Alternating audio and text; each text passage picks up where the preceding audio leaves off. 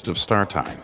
And when I'm not trying out new wigs and cocktail dresses, I'm listening to Rainier Avenue Radio.world. Your creative work might look a little different this year, but Four Culture grants can still help you put your ideas in motion and share them with King County. Check this out. Four Culture is now offering grants in 3 disciplines: arts, heritage, and historic preservation. Apply by April 28th. For more information, go to fourculture.org. Brought to you by Four Culture. As a cultural funding agency for King County, Four Culture works to make our region vibrant. Lock in fresh juice with the newest hip-hop and R&B. Every Wednesday night from 9 to 11 p.m. on Rainier Avenue Radio. You know we got the dopest artists rocking with us every single week. It's myself, D-Money. Taylor Hart. And Pint Size Patron. This is Fresh Juice every Wednesday. It's Trilltopia. Turn up your radio wherever you at. We about to bring it. Street Beat. Yeah. With Tony B. Tony B will give you a chance to tackle local, national, and international issues that affect your community. Street Beat. Street Beat. Tony. Do you know what to do if you think you might have COVID-19? Or what to do if you know you've been exposed? Here's how you can help protect your community. Stay home if you're not feeling well, even if you have mild symptoms. If you were in contact with someone who's sick, stay home while you watch for symptoms. Help may be available to get groceries and supplies. Get tested as soon as you can. Free testing may be available. Respond quickly when a contact tracer gets in touch. An interviewer will ask about people you've been in close contact with. You can follow these 3 steps to help find and stop the spread of infections. When everyone in your community does their part, businesses and schools can reopen safely. Find a testing location and learn more at coronavirus.wa.gov. You're listening to Rainier Avenue Radio.world. Check us out on social media. Facebook and Instagram, Rainier Avenue Radio.world, and on Twitter at Rainier Ave Radio.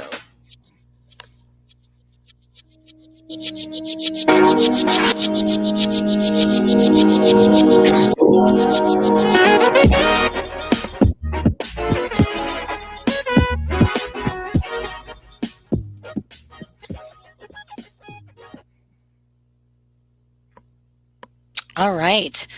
Well, I'm back. It's Aurora Martin, and welcome everyone to our discussion today on Reflections about Promised Land. As you've heard me and also Tony Benton from earlier this morning, today marks the first of a 3-day series on Earth Deserves More Than a Day. Earth deserves more than a day. It is on our mind and in our hearts. It starts in the place where we live, on the ancestral lands of many tribes here in the Pacific Northwest.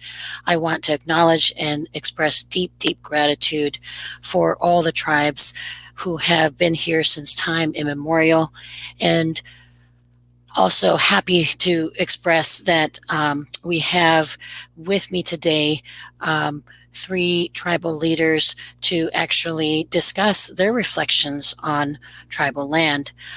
Just as some introduction, I wanted to again express that this is a collaborative production with Rainier Avenue Radio World. Thanks so much. Social Justice Film Institute and Front and Centered. My name is Aurora Martin, and I am the co-director of Community Capacity, and wanted to welcome James Rassmussen, Jolene Haas, and Tony Johnson. I wanted to quickly go around and do some introduction of all 3 of them, and so wanted to start with Chinook Tribal Chair Tony Johnson. Tony?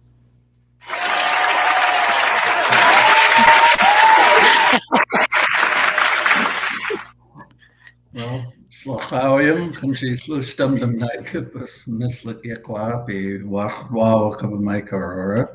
But yeah, my name is Tony Johnson, or Nostio is my tribal name, and I would typically be speaking to you from Pacific County, Washington, where I live. But today I'm in the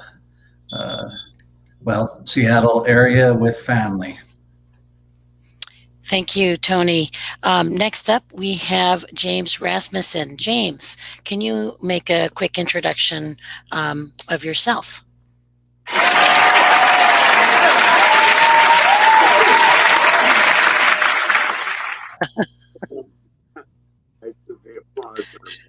I'm very distracting. Anyway, yes, I'm James Rassmussen. I am the fourth generation of my family to represent my people, Duwamish people.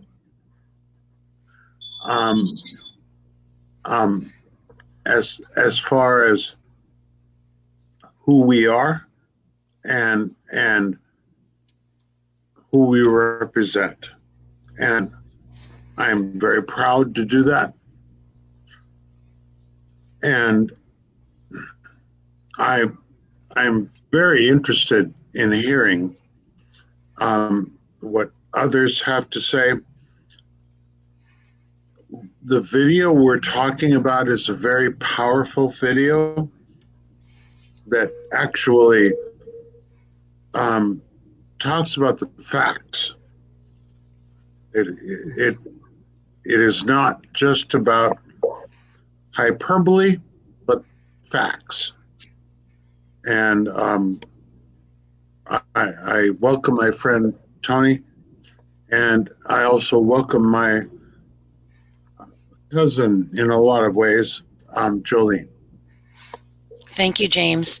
While we're waiting actually to have Jolene join us, I wanted to actually thank both Tony, you, as well as James to this conversation, because in many ways, the start of Earth Day week, at least for us today, is most appropriately placed in and where we live. And as most of us are guests, like myself, coming from an immigrant family of Filipinos, I want to make sure that we continue to express our gratitude and really honoring the Duwamish and the Chinook tribes through your representation here. I wanted to actually also make an announcement today that I spoke to the filmmakers of The Promised Land, an award-winning film that was also in receipt of a sort of, I think, a gold prize award from the Social Justice Film Institute when it first debuted a few years back. And so as part of their participation in this week's festivities, they will actually do an exclusive Eventbrite streaming option on demand for the whole week. And so we are really very, very grateful to them as well for sharing this beautiful story that is also a story of bearing witness to the struggles that the Chinook and the Duwamish tribes have had to endure, but also the hope that is in the film and also here today in our conversations. So they actually took about 3 years, as I understand it, to actually put together the film. Both of you are also featured in the film. And so, you know, where do we begin with such a complex history? Later today, after this particular interview, we'll be also streaming a block of videos that features Duwamish Tribal Chair Cecile Hansen, whom I love very much. And so she will be featured in a video recording of an interview with her about some of her reflections. So I wanted to start on the personal side with both of you, and wanted to actually just get a personal perspective of your reflections, because where do we begin with such a complex and long history of the kind of oppression that your tribes have had to endure? How has that impacted you and your sense of identity and your family? Tony?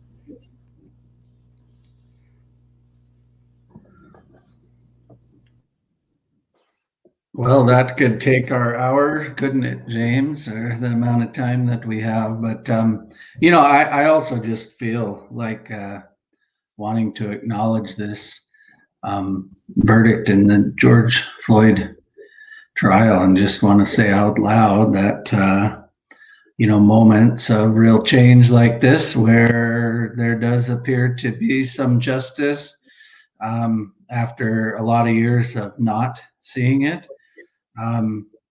is something to celebrate for all of our relatives in the country who have,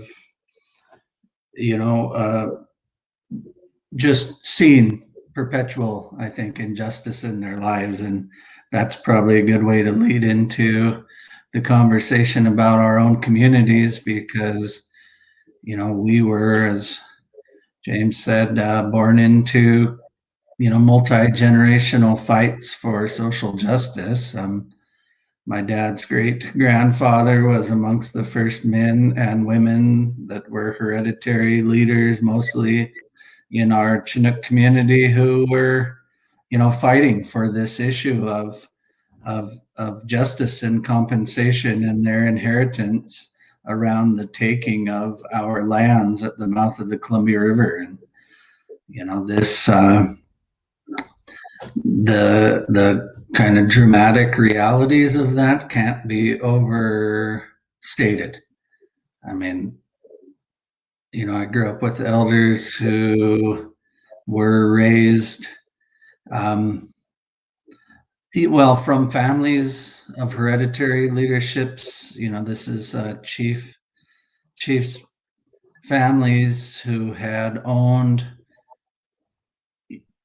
great wealth over time and had access to incredible wealth within our Aboriginal territory, and were reduced in their lifetimes or their parents' or grandparents' lifetimes to really dramatic stories that they shared of, one of my relatives, he grew up with his grandmother who would take them gathering, and gathering for them at that moment literally meant going at low tide to to collect garbage from underneath the canneries that had been built really on their village sites along the lower Columbia River.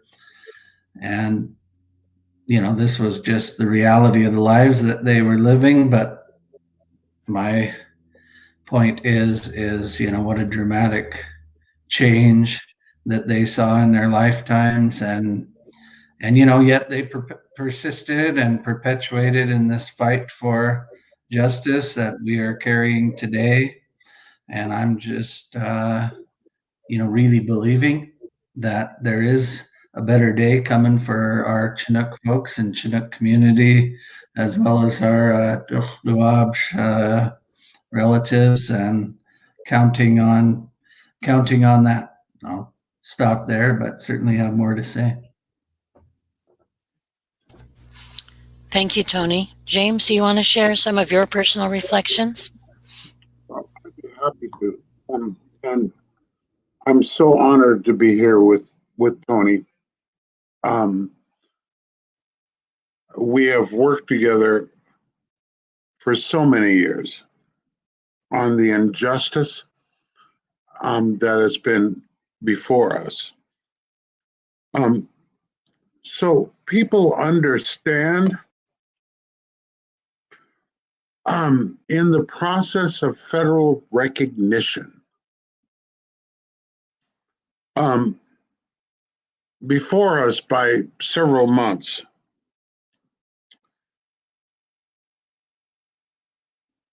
the Chinook Tribe was federally recognized. Can I say that again? The Chinook Tribe was federally recognized. And the day before the Clinton administration left office, the Duwamish tribe was federally recognized. And the story that I know is that while Chinook was in Washington, D.C.,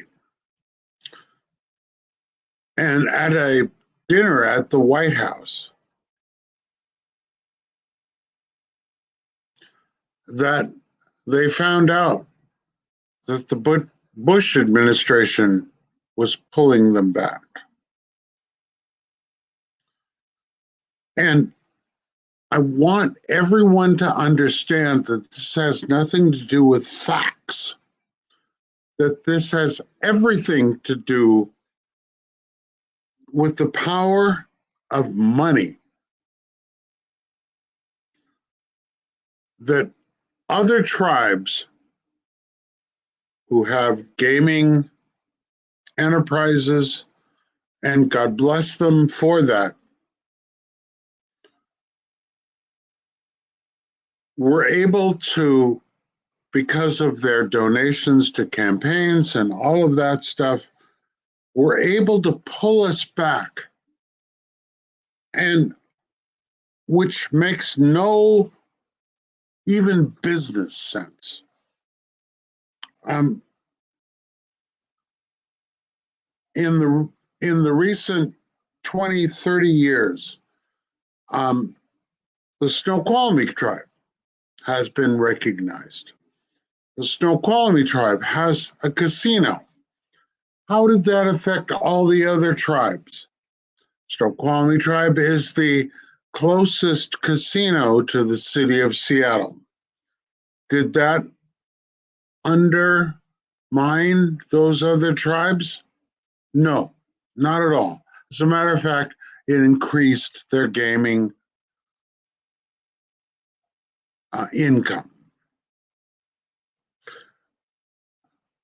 And I want everyone to understand this is not just about gaming. It is not about gaming. We have no plans for a casino. The Duwamish tribe has no plans for a casino. But the amount of money that's being made is incredible right now, which means that they have access to levers of power in Congress, Senate, everything right now. I can tell you how much it costs to buy a United States senator, and it is cheap. About the same amount of money as it would cost to buy a car. I want to make sure everybody understands that on the facts that both of these tribes, Chinook and Duwamish, deserve to be recognized as tribes under the branch of acknowledgement and research. But because other tribes interfere, that's why we are where we are. That is, I'm left speechless, James, and I want to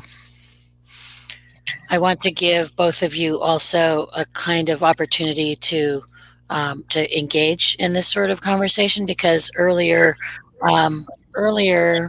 at the noon hour, we actually had a short discussion on climate justice.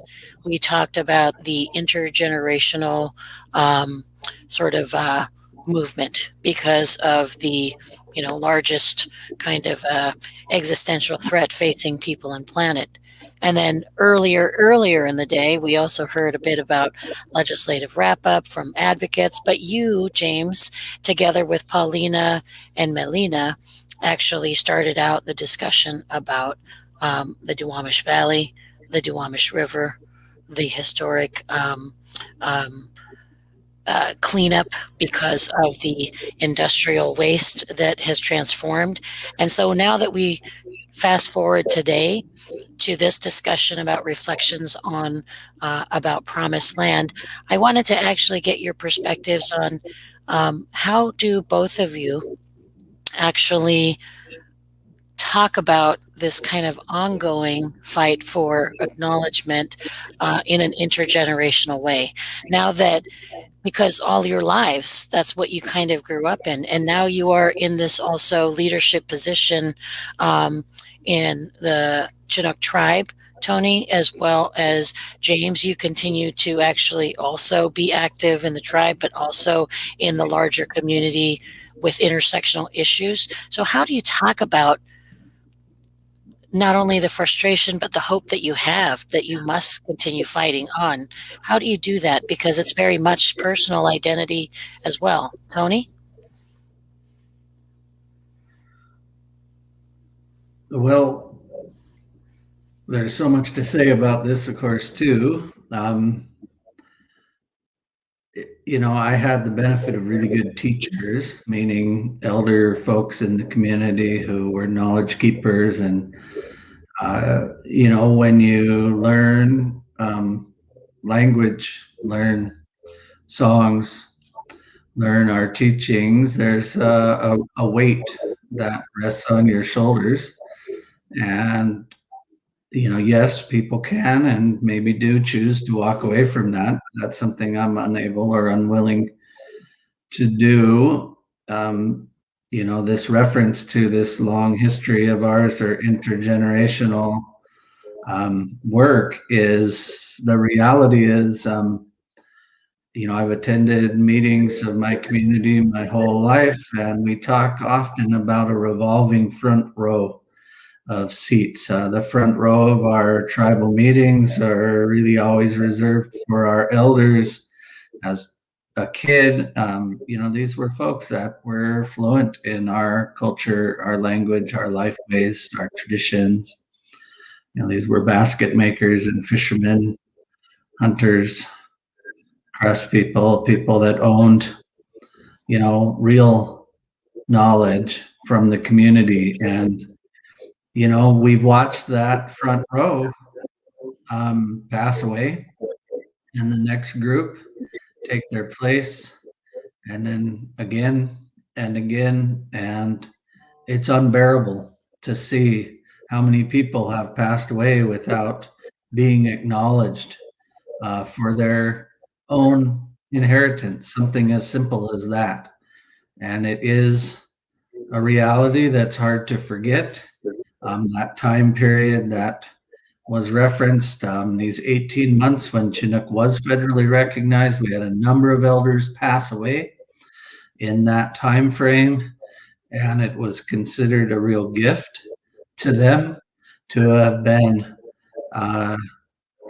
allowed to travel as people being finally acknowledged for their inheritance as Chinook folks. And the other part of that story is we have elders, folks that were really important in my life that passed away after the rescinding of that information, and families intentionally kept that information away from the oldest folks in the community that they knew were perhaps close to their deaths, just as a kindness that they wouldn't have to feel the weight and grief that came with that rescinding of our recognition. And I can't say enough what I mean by that. Like, I can't describe the weight that fell on our community. I can describe better the lightness that came with our recognition, but we're not out of that moment, even though it was in 2002, July 5th, 2002, that our recognition was stripped back away. There is still a weight on our community. And in fact, I looked back at an article recently that had so much light in it about just this beautiful moment of recognition for a family that was being interviewed. And it's heartbreaking because of what's happened to the family since.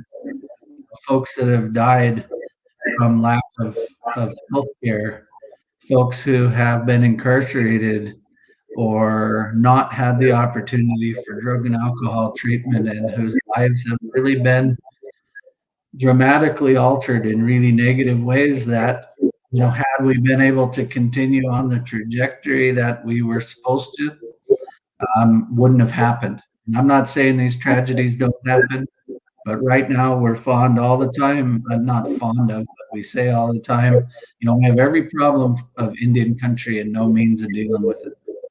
I don't know how many times we have to say that, but we inherited all the garbage that everybody else inherited from being,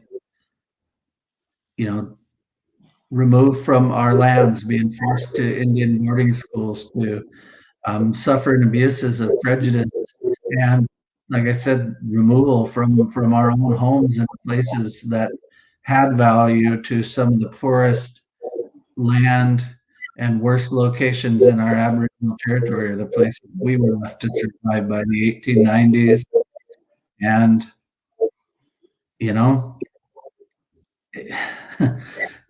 I guess you get the picture, but this is something that can't be overstated. I do want to say something in case I don't have the opportunity or it doesn't come up again. The person that made the decision for the Clinton administration, Kevin Gover, to acknowledge the Chinook Indian Nation in January of 2001, is an acknowledged expert in Indian law who saw politics being involved in that process, hired his own outside consultant, and wrote a decision with those consultants to recognize Chinook, apologized up and down for our prior treatment, said that the Bureau of Indian Affairs in Washington, D.C. would always be our home in the future. And they left office having made a good, sound decision. And, our community was in a position poised finally to move forward. And yet 18 months later, that was rescinded. And let me say, rescinded by somebody who did none of the due diligence that the prior administration had done. Was simply a reaction to politics of the day in the Office of Federal Acknowledgement or Branch of Acknowledgement and Research, and as was so clearly stated earlier, based on pressure from other tribal communities. And forgive me, didn't quite mean to say that, but it seemed important to say it. No, I totally appreciate it. And thank you so much, Tony. We're going to be going into a commercial break in just 2 minutes, so I want to make sure that I say something as a kind of preview to James when we come back from commercial break, giving you the space and time to reflect as well to that question. And I've been working with Duwamish Tribal Chair Cecile Hansen, who I expressed just such love and affection for, because I've had the honor and gift of spending time with her as she writes her leadership memoir. And something that I just found to be incredibly touching was as I'm looking through my notes, is essentially that it's this difficulty and this struggle of being a leader and also being a mother, and also in relation to essentially white colonialism. And I'm just going to read it a little bit here. I don't claim to know what thoughts may have crossed the mind of the great Chief Seattle as he wrestled with what he must have seen as inevitability leading to the Treaty of 1855. The white man's politics then and now is about the circumstances and working through the oppressive rules intended to outwit the oppressed. We participate despite the injustice of it all. So how can I question the circumstances of what took place over 150 years ago when here I remain bitterly waiting, hoping for now over 45 years on a federal appeals process that is just as disingenuous and designed to deny tribal sovereignty to the Duwamish. And to this day, I bear witness to the persistence of many governments and brokenhearted by other tribal nations who still wish to divide and extinguish the identity and integrity of my people. I'm going to now we go into commercial break, but that is a bit of a reflection before we get into James's personal reflection as well. We'll be back after this break. Here with the Rainier Avenue Radio Traffic Update. You can listen to us in your car 24/7 anytime by downloading the free TuneIn app. Once you do, search Rainier Avenue Radio. And remember, do not curse out your fellow drivers. This has been your Rainier Avenue Radio Traffic Update. This week's Rainier Avenue Radio Metro League Student Athlete of the Week award goes to Jason Brown, freshman running back for the O'Day Fighting Irish. And the handoff to Brown on the left side, breaks the tackle, he gets to the sideline, it's off to the races. Brown, he may go all the way into it. He's going to run him out. Touchdown.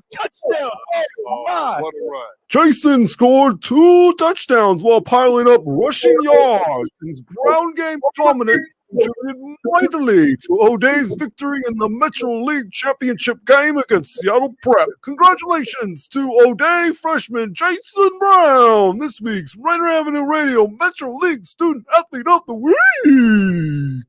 Hey y'all,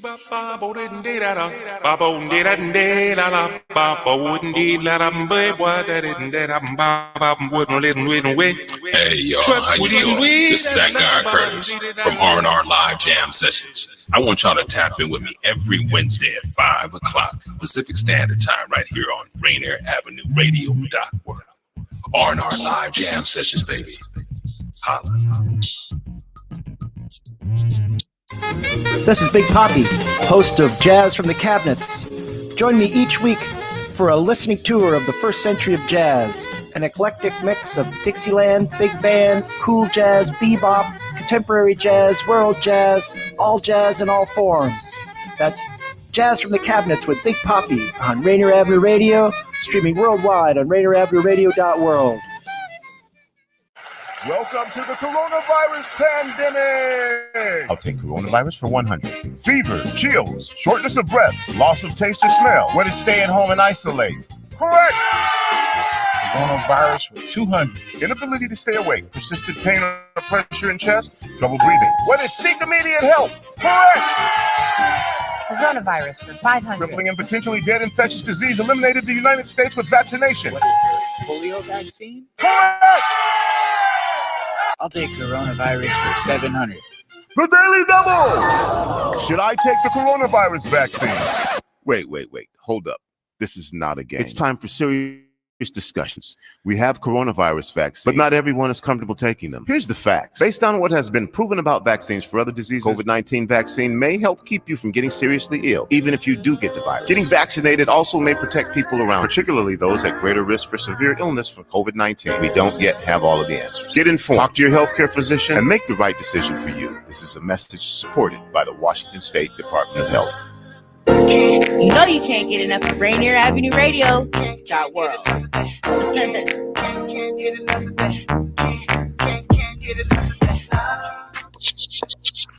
All right. Thank you for joining us back again on Reflections About Promised Land. Earlier, just before we took the break, I read some of my notes in my conversations with Duwamish Tribal Chair Cecile Hansen. And I also want to take a moment to weave into this moment a moment of silence and reflection as well, to lift up George Floyd at this time, soon, just a bit of time after the guilty verdict or guilty verdicts have been announced. Later this week, on Thursday, on Earth Day, I had announced earlier that the new executive director of the George Floyd Memorial Fund will be joining us. Executive Director Jakari Harris being interviewed by Ruby Love and Sharon Chen on how to resource the movement. And even though I make that announcement, it is and it's seemingly different and it's seemingly separate from our conversation today, I would propose here that it is actually not so different, but it is actually very connected to the discussion about the ongoing oppression that the Duwamish and the Chinook tribes are experiencing.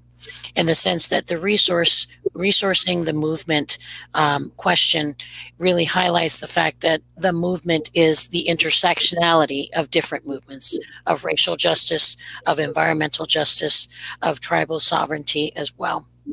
So with that framing, I wanted to actually have James have an opportunity to share your thoughts about how do you talk to your kids and your family and the next generation about the continued fight for acknowledgement with both hope as well as acknowledging the frustration of their history.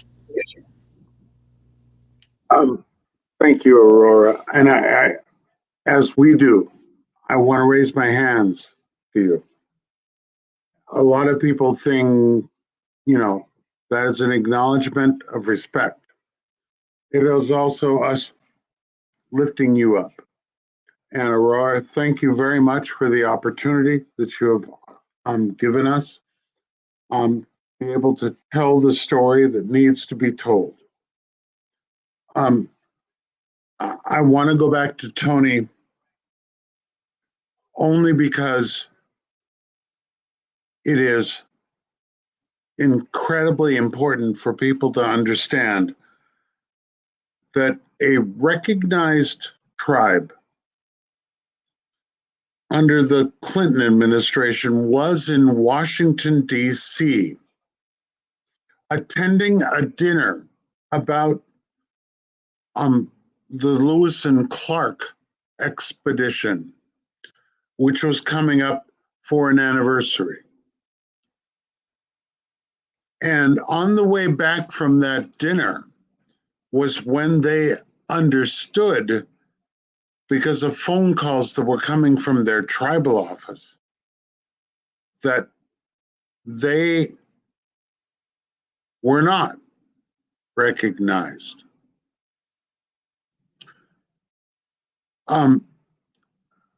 This all seems so arbitrary. This all seems so, and as been said before, well, should a Boy Scout troop be recognized as an Indian tribe? That is not what we're talking about. That is not what we're talking about. We're talking about a history of a people that have been here since time immemorial. My own family my grandfather served on the Duwamish Tribal Council in 1925 in the reorganization of the Duwamish tribe and helped Muckleshoot, Tulalip, Puyallup, and other tribes to be able to organize themselves in a proper way.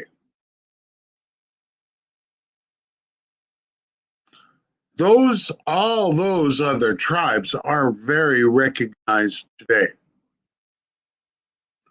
My grandfather served under Peter James, who, after some time of living in Renton, moved to Lummi.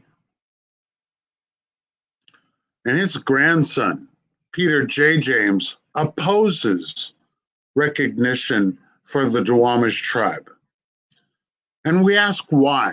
Why do they even care about this?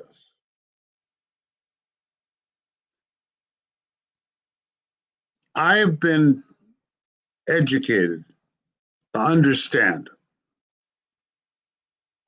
Well, there's only so much slices in the pie. And if another tribe becomes recognized, then there's less of that pie for everybody else. That is an incredibly stupid argument. Whenever a tribe is recognized, there's an allocation that comes from the federal government. And that expands the pie. But that is not something that you hear from federally recognized tribes.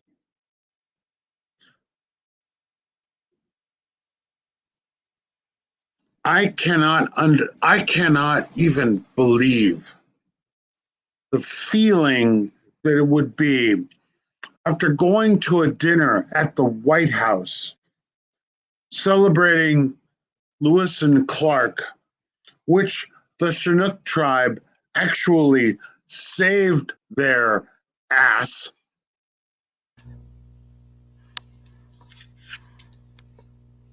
And on their way back to their hotel, understand that they are not federally recognized.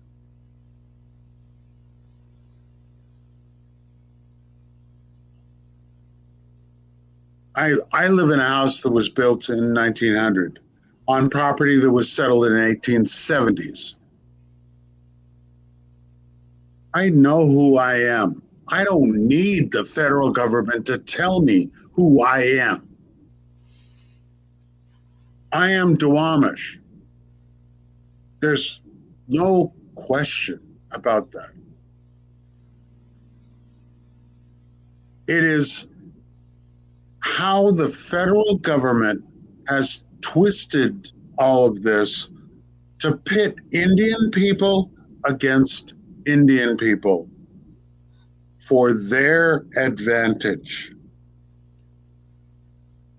From fishing to gaming. When it was fishing, it was a certain amount of money. Now that we're talking about gaming, it is a huge amount of money. And they use that. How much does it cost to buy a United States senator? Well, about 10 years ago, it was $35,000. That's the donation that stopped us from being recognized.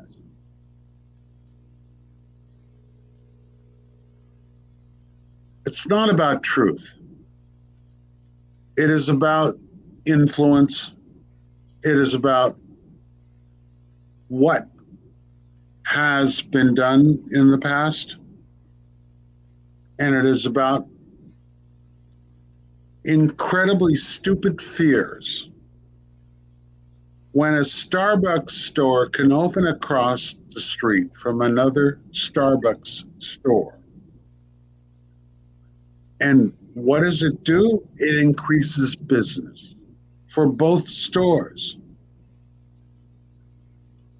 But with tribes concerned about other tribes that might have gaming, and I have to add, both Chinook and Duwamish have never had any plans for gaming. But just that threat makes them do everything that they can against. Recognition for tribes that help them get to where they are today.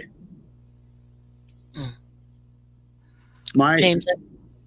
No, I want to make sure you understand. My grandfather went to Muckleshoot. My grandfather went to Tulalip and talked to them about how they had to reorganize, how they had to have a council, what are the rules of that council?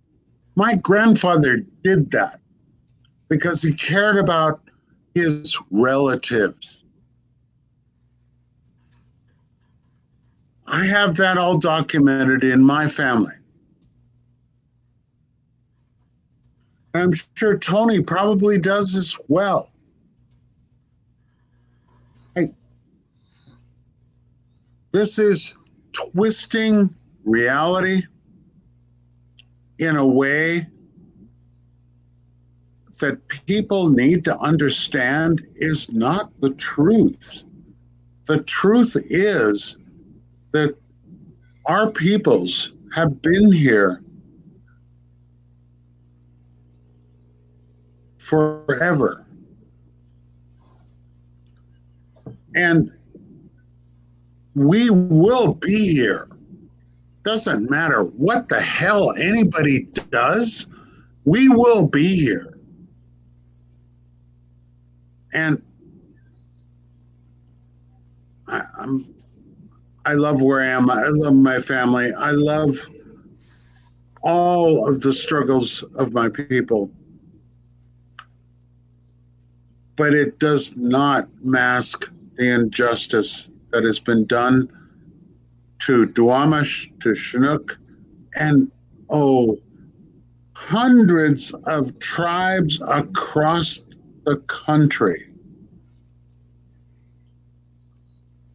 that have been fighting for the same things we are.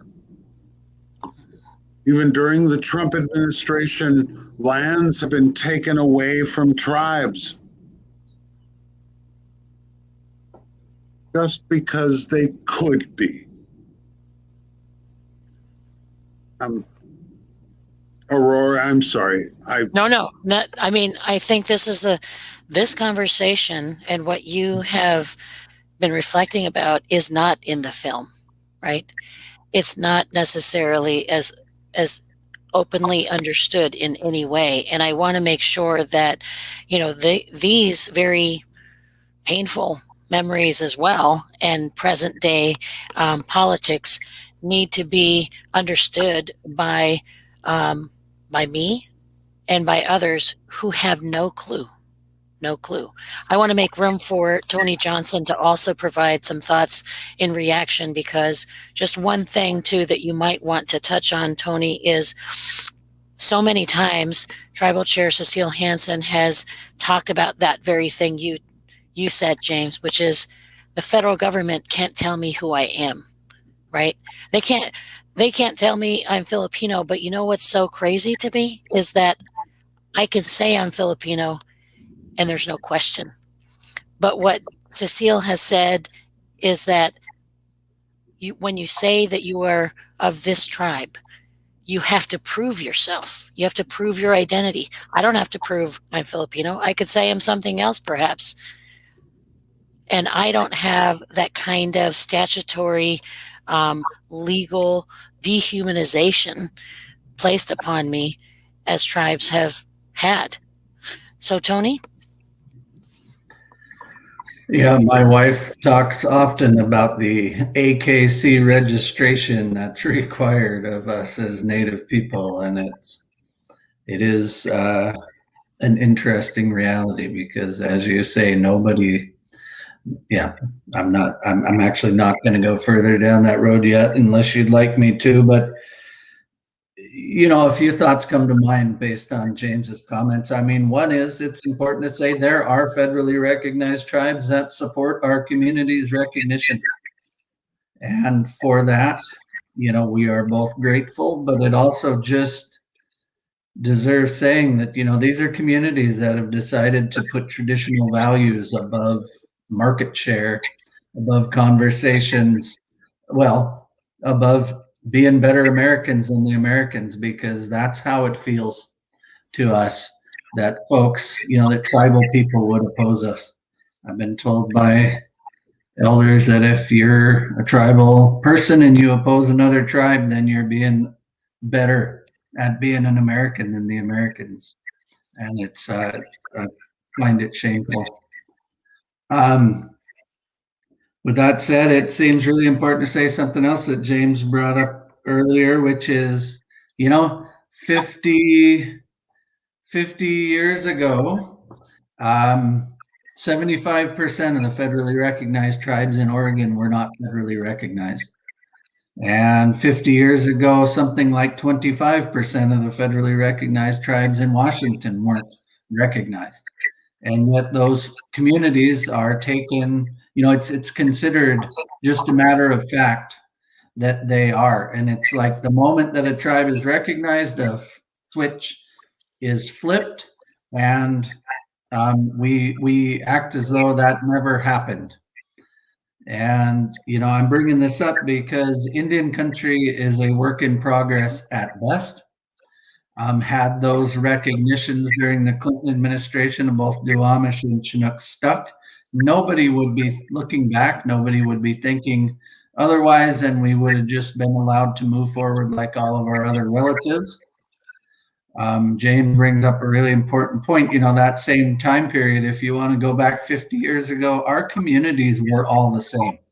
Recognized or not, reservation tribes, landless tribes, treaty tribes or not, we were all generally poor communities, relying on local resources to survive, and it united us. James's story, we have, the same story in our community. Our first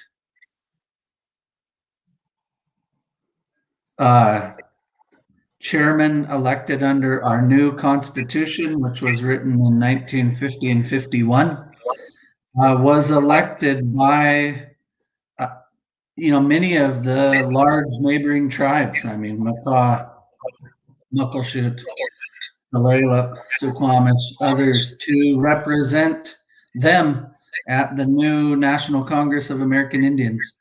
He was a hereditary leader from the Chinook community, and like James's grandfather was, lifted up for that, the knowledge base that he brought from the Chinook community, and ultimately,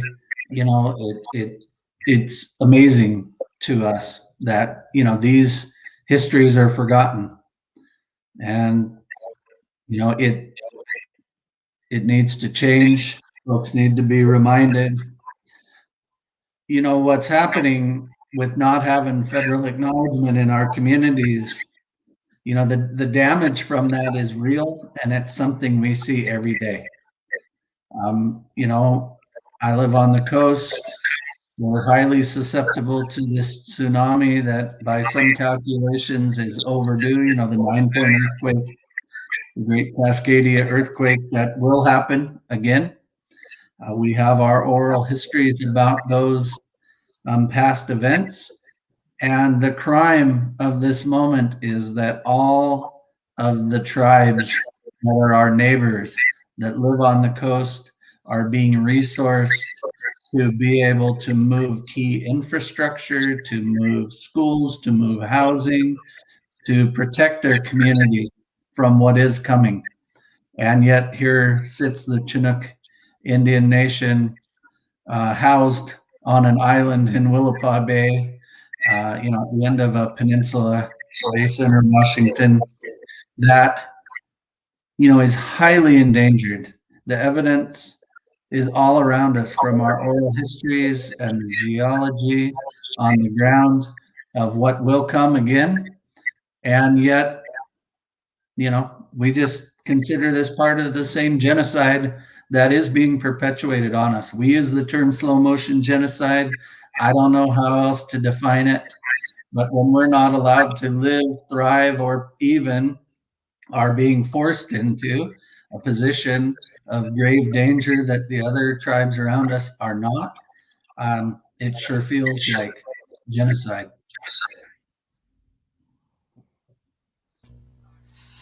Wow, that is intense.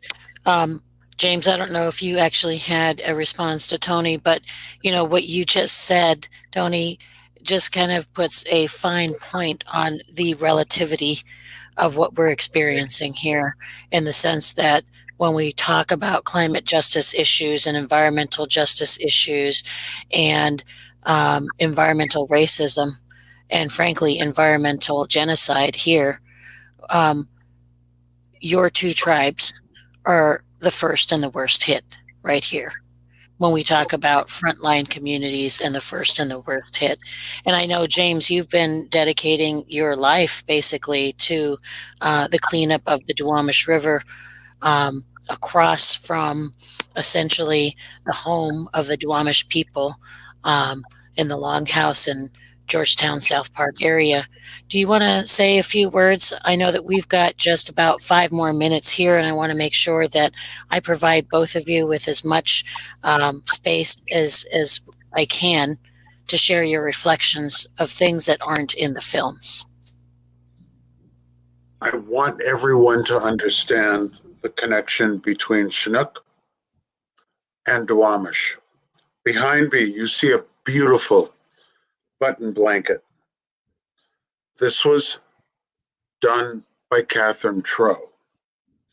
Catherine Trow lived in White Center, and Catherine Trow was a friend of my grandfather's. Her son, when we opened the Longhouse, gifted me this blanket. And it is a very valuable thing to me. It is something that I identify with, and it is part of our culture. Catherine Trow was Chinook.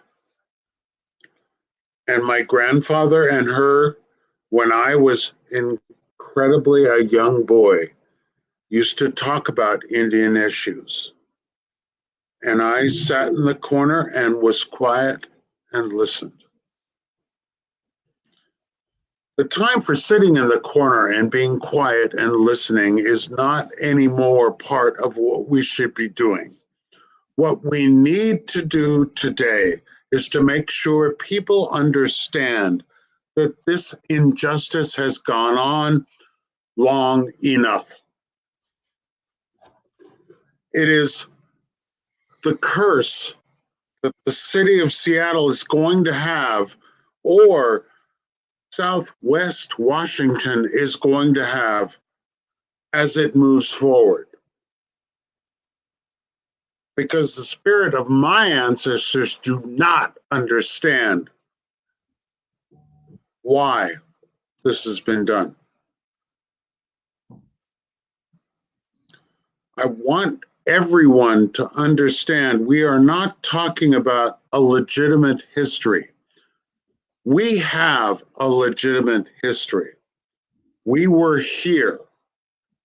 Lord knows, I'm living in a house that was built in 1800 and settled in 1870 only because my great, great, great, great grandfather was white. And he could own property. Because that's the only way Indian people could own property. But there were many other properties that my family owned.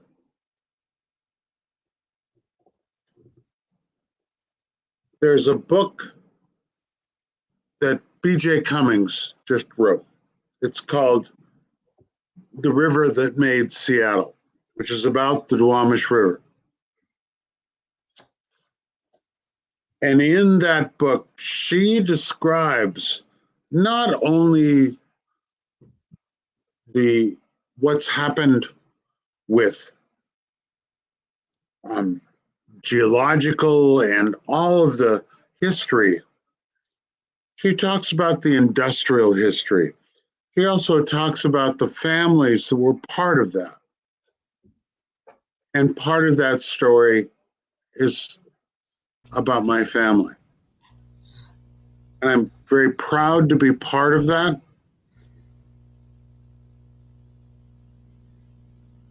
I want people to understand that what we're talking about is not something incredibly light. What we're talking about is bedrock fact of the history of where we are. And the reason that it is not is because the area around the Seattle area was not meant for Indian people. There was a reservation created to the north of us that is called Tulalip. There's a reservation that's created to the south of us that's called Muckleshoot. And that's where all good Indian people were supposed to go. My grandfather used to talk to me about the reservation is not a place where proud people want to go. because you will be swallowed up. Because this is not a place where proud people want to go. I want people to understand there is no such thing as a Tulalip Indian tribe. There is no such thing as a Muckleshoot Indian tribe. That's what we fight against. These are reservations that were created by the federal government to move Indian people out of the Seattle area. That's a fact. James, I think that is that is going to be the exclamation mark that we end on. We are at the end of our show. I want to raise my hands to both of you. I want to thank you both, and I hope that we will be able to continue this conversation. Next up is another radio show, and we will be sharing more about the Duwamish and Chinook in the Promised Land film throughout the week, as well as other videos at 5. Thank you both, and we'll see you. Hi, Masi. Thank you.